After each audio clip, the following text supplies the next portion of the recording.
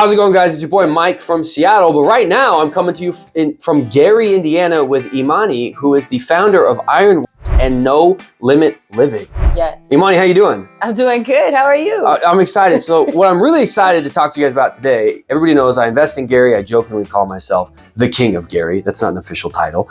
But I'm here with somebody who grew up in Gary, recently graduated, but this young individual is so inspiring that they actually are starting a couple of different companies and just bought their first piece of real estate. So Amani, just give us the elevator pitch for you. Who are you and what do you do? Yeah, so graduated college, right? So I do the spiel, right? Sure. So my name is Emmani Ellis. I graduated from Purdue University last December, where I double majored. I got my degree in mechatronics and robotics engineering. Wow. With the certificate in entrepreneurship innovation. And since then, I'm the co-founder of Ironworks and chief operating officer, as well as the founder and CEO of No Limit Living, a real estate investment firm here in the city. Let's do it.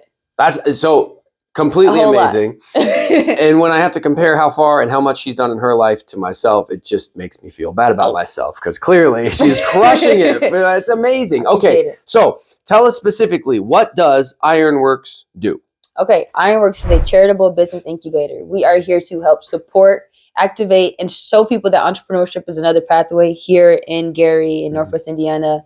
There's a big equity difference, right, in the city. Not that the resources aren't here, is that we don't have access to the resources. We don't know how to use them. We're here to bridge that gap and let you know that entrepreneurship is a reality, but also a viable pathway to go into. So that is like what Ironworks does. And we're going to grow to actually be a supportive space for these small businesses.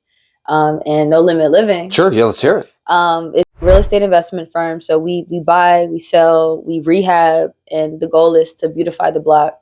And it's bigger than just real estate. No Limit Living is a lifestyle. Right. Encourage. Like I'm 22. I'm doing all of this. Like you can too. Right. So just the mindset of there's no limits. Yeah.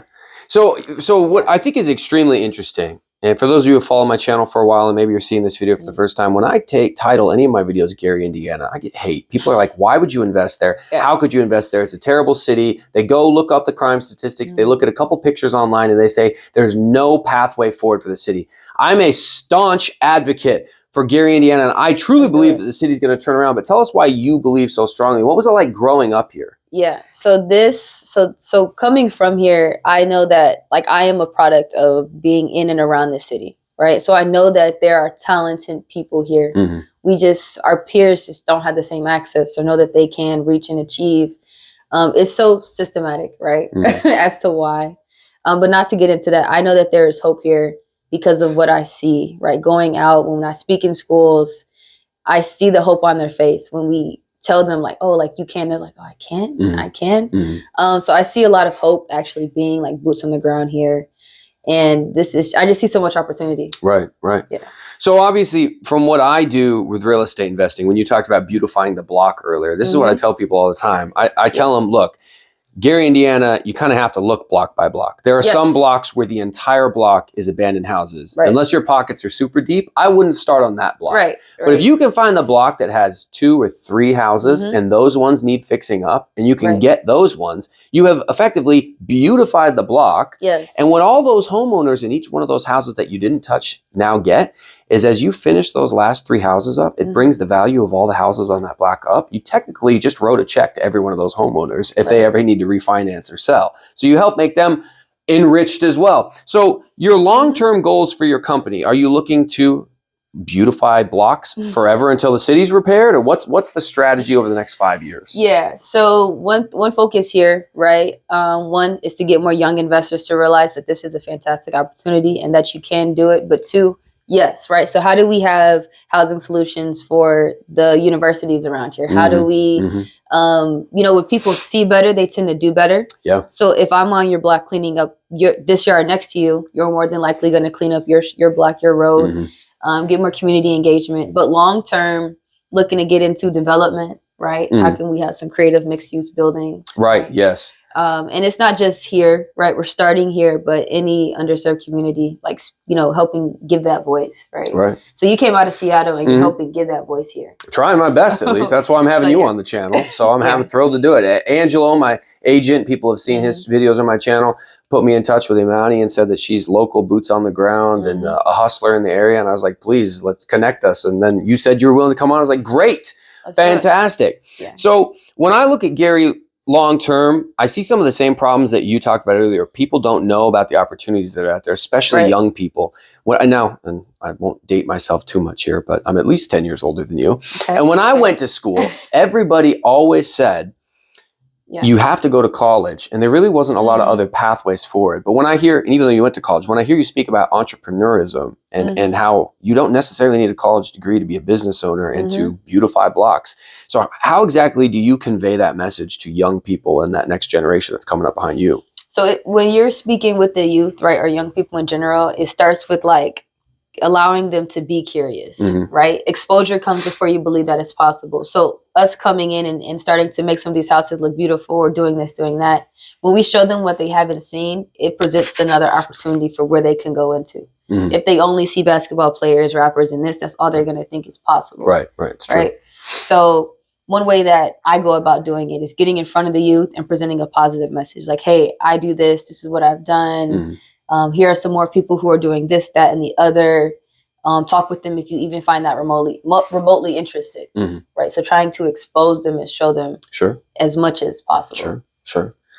Now, I mean, spitballing ideas. Is there any type of long-term plan to help employ people, like maybe kids in school, after school, come help us work on some projects, that type of stuff? Because I think one of the things that would help bridge the gap when it comes to, I see what Emmani's doing and she's remodeling stuff, but I don't have those skills yet. And I know what I've done with a lot of people back home is if you let them apprentice under you, like, hey, come out with me to the project, help me work, learn how to look at a building and say, we can save this one versus the ones they're like, oh, I don't think we can save this one, right? So what's the long-term plan to get the youth more involved? Yeah. Okay. So I have had some like university students like at IUN or IB Tech say that like they're interested. To be honest with you, that's one of the things that I need to build out, like an infrastructure to help support them. Right. As you know, real estate is so quick. So if you're literally not here with me, we just miss something. Right. Yeah, it's true. So I'm currently actually still looking for a creative way to get them involved beyond like shadowing, because I'm sure they're in school right now. Yeah. Right? Yeah. So looking for creative ways to do that. Okay. To build that out. So if you got any ideas, let me know. Yeah. If y'all got any ideas, let us know. Yeah, put it down in the comments. Yeah. Exactly. Okay, cool. So Emmani, you said that you just got a property recently, downtown Gary area. Tell us a little bit about it and what you're going to do with it. Yes. Oh my gosh. Okay. So it's been abandoned for some years. It is a 3-bedroom, 2-bath currently. Okay. We already have it like gutted out, ready to go in and give it some new life, but planning on converting it to a 5-bed, 2.5 bath. Oh, wow. Okay. And then renting. So, you're doing, Section 8. I want to do shared living spaces. So independent living facilities. Nice. So to university students. Not very smart. Student housing is guaranteed, right? Universities in business. Yeah. So renting, providing these like this new housing option, rent by the bed. Right. So, yeah. Rent by the room is a very popular strategy. A lot of folks do that. And I have a few friends who do some of this university shared living type housing, and they speak very highly of it. So, and there's a good opportunity because it's Northwest Indiana University. It's right there. Did I get the name right on that? IUN, Ivy Tech, Purdue Northwest is in Hammond, but depending on where you're looking for. Not too far. Yeah. Okay. Yeah, I like the strategy. I think it's very smart. So, do you mind sharing the numbers? Like, what was your purchase price? How'd you find the property? Okay. What do you think it's going to cost for you to remodel it? Those types of things? Yeah. So, numbers wise, it was a tax sale property. So, somewhere in that $500 to $2,000 range. Okay. Right. Okay.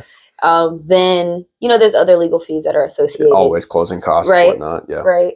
But probably the cost to put into it might be around 45. Okay. And then after value. So I'm going to keep it. It's going to be a hold, right? Right. So planning on renting the rooms for around anywhere between 5 and 7. Okay. That's great. Yeah. That's great. Yeah. So for those of you out there who follow my channel, I always go super deep into the numbers, and I have a pretty good knowledge of what your typical 3-bed 1 or 3-bed 2 in this area appraises for.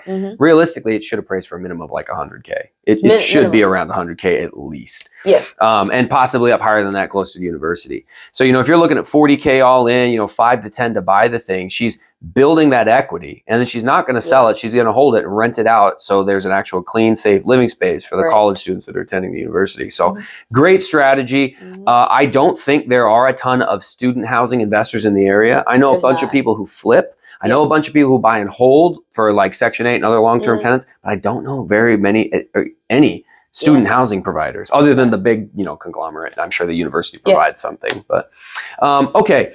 So I understand the strategy, the path that you're on. What initially got you interested in real estate? Like, how'd you get this bug? Yeah. So growing up, I always saw my family doing real estate, right? Putting tenants in it, doing some Section 8 as well. And I was like, I get into it later, side hustle, etc. Then in my senior year of college, I just kind of had the realization. So I interned with Tesla before, right? And when I was in Austin, it clicked for me. Like, if I want the lifestyle, like there's a certain lifestyle that I want, right? There's a certain way that I want things to be. And to achieve that, right? If I want to be a funder to help other individuals, right? I need to put myself in position to obtain that.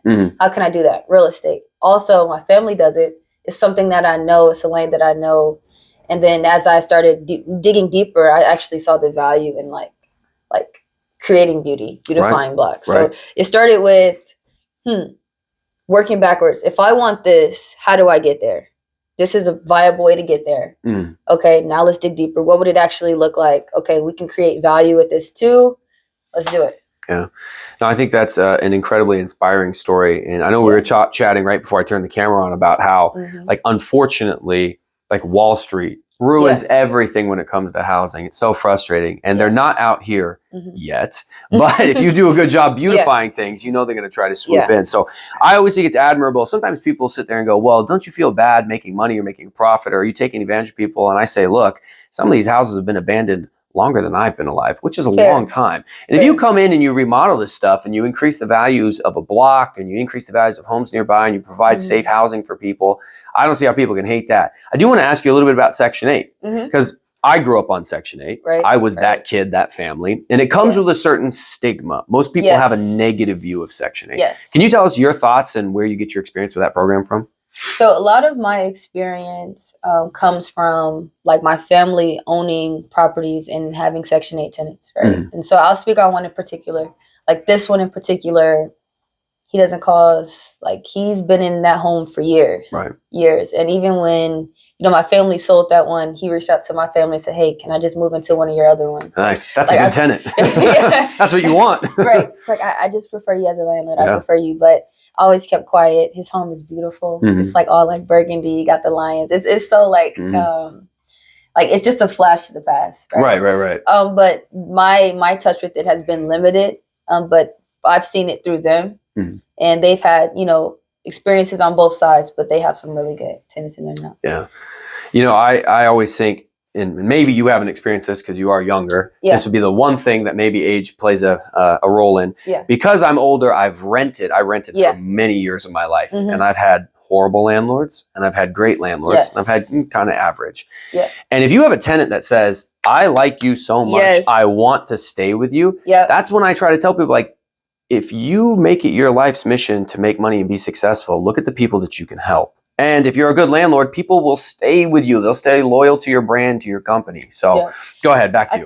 I think even bigger though, like if you have mission, if you have a passion for something and you seek that first, the money follows, right? And it's like one of those, I got to be secure, right? But with real estate, you already know that it's there, right? So if you do something purposeful, it's that money is gonna be there. You know, like you obviously have to set your boundaries in place, right? But it's going to be there. Yeah, I agree totally. Do real estate with the intent of doing it ethically. Yeah. Right.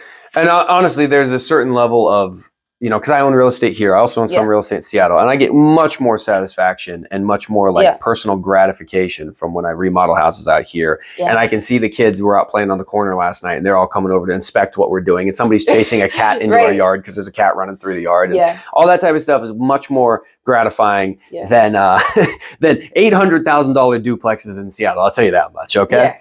So last questions for you, Emmani.